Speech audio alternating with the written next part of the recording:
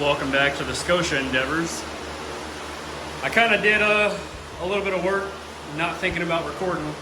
Totally forgot about the whole YouTube thing, but I'm getting in the process of pulling the motor back out. Might be loud because of the fans, not sure, but I'll just have to talk a little louder. But we're pulling the motor back out. Got to do the rear main seal and oil pan gasket. Might as well just pull the whole thing out and double check everything and just throw it back in. It's easy enough. I'll show you here. That's from blowing. Oh, I forgot about the head gasket too, yeah. Gotta replace the head gasket. Ugh. So I don't know if we're leaking from the front, I'm not sure. When I threw this all together, I was in a rush. I was excited to get it back together. So I kind of just didn't do my due diligence and just threw it all in. I mean, like just this right here is loose. So I'm surprised it's not leaking from the front crank. It probably is, who knows. But we're gonna get this ripped out and do it correct this time. Now that I have nice concrete. Well, I had nice concrete until this car leaked all over it.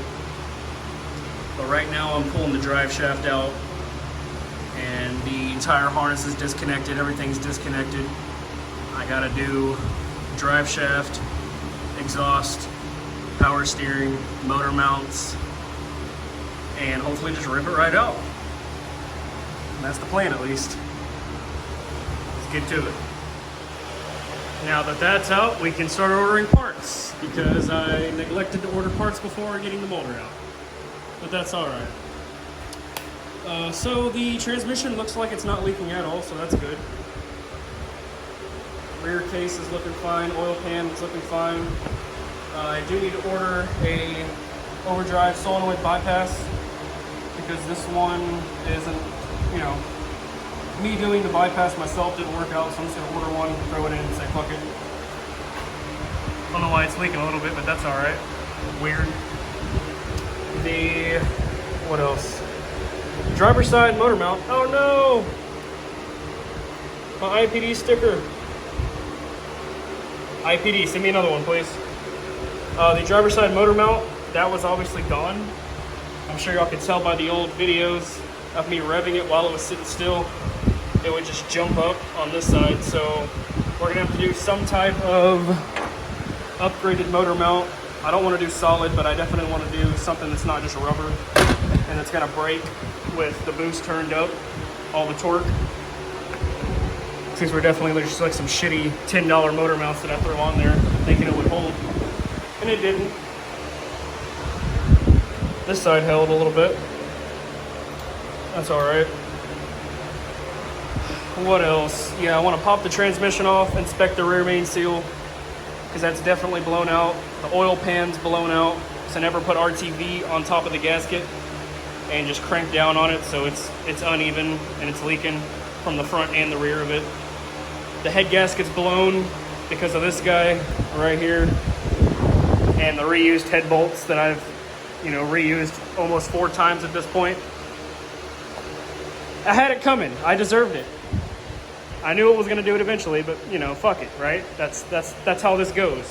When it takes an hour and a half to pull the motor out, taking your time, you know, there's fuck it. At least that's how I am. I do want to do for right now, I want to do the IPD. You can tell she was sitting for a little bit. The IPD AC delete. It's just a little bypass bracket so I can have power steering run off the crank, because this is a 90 crank with an 84 style York compressor, and with this compressor you're supposed to be using the shim crank pulley because that fixes your tension. This isn't shimmed, so getting a belt on there that fits and is tight is just impossible. So I'm just going to do the delete kit for now, and further on down the road I'm going to retrofit it to 134A and get the proper 90 bracket for it, new compressor, new lines, new, you know, condenser, the whole nine, whatever. But for the time being, we're just gonna run that delete kit. Not sure what else I want to do to it.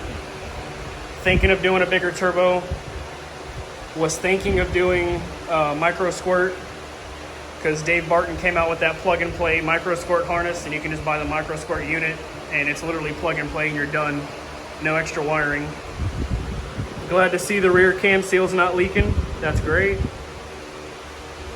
No external head gasket failure, just all internal, I suppose. But for right now, that's it. Just kind of a little throw it together bullshit video of me ripping the motor out real quick. Nothing else is gonna happen. I gotta order all these parts and get me a motor stand and take it off and, you know, start doing everything. And I'll record all that for y'all, but this is gonna be it for this one.